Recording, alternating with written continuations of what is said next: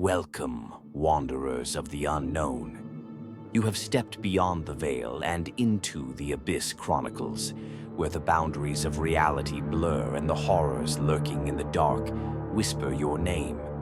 Tonight, we unravel a tale of forbidden knowledge, of a letter that should never have arrived, and the terrible truth buried beneath the earth. If you enjoy descending into the depths of cosmic horror, consider leaving a like and subscribing. The Abyss holds many secrets, and I promise we have so much more to show you. Now settle in, dim the lights, and prepare yourself. For this is The Letter Arrived Late. It is with a trembling hand that I recount the events of the past weeks, for I fear that soon my mind will not be my own. There are truths that mankind was never meant to unearth, truths which, when glimpsed, unravel the fragile veil that shields our feeble sanity. Had I heeded the warning within that accursed letter, I might have spared myself from the horrors that now gnaw at my very soul. It arrived in the evening post, a yellowed envelope sealed with a mark I had not seen in many years, a sigil of 3 interlocking crescents belonging to the now defunct Miskatonic Historical Society. My breath caught in my throat when I read the sender's name, Dr. Victor Albrecht. It was impossible. Victor had been missing for 5 years, vanishing without a trace after embarking on an archaeological excavation in the desolate town of Black Hollow. The very name of that place sent a chill through me, though I knew not why. The official reports claimed the town had been abandoned following a containment event sanctioned by the federal government. Yet, no records detailed the nature of the calamity. No maps bore its name any longer. And yet, the letter's postmark read, Black Hollow, February 3rd, 1924. 1 week ago. My fingers trembled as I tore it open. Elias, for the sake of your soul, burn this letter and think no more of me. We pried too deep into the earth. We sought knowledge that was not meant for us. They are watching now, listening. Black Hollow is no longer a place, but a threshold. Do not seek it. Do not speak of it. There are things that whisper beneath the soil. Forget what we found. Forget me. The ink was hurried, smudged as if written in great haste.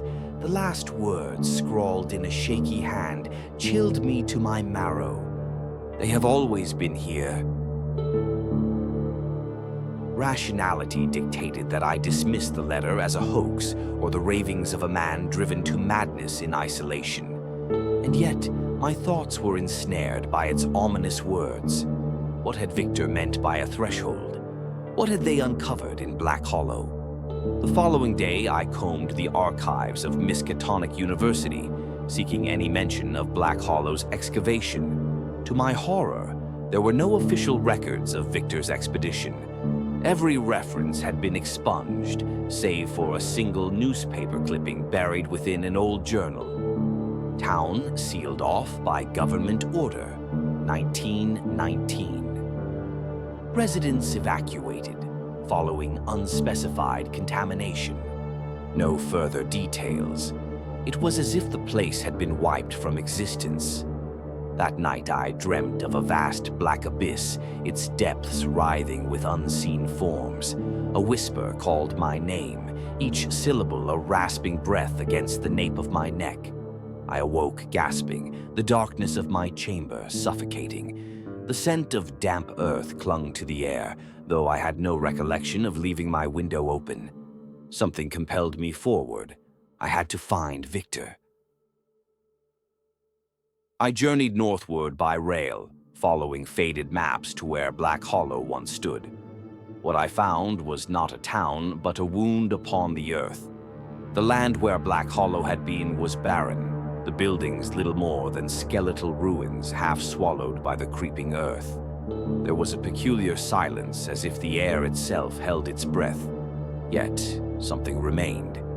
In the center of the ruined settlement stood an opening, an unnatural gash in the ground, as though the very earth had been torn apart.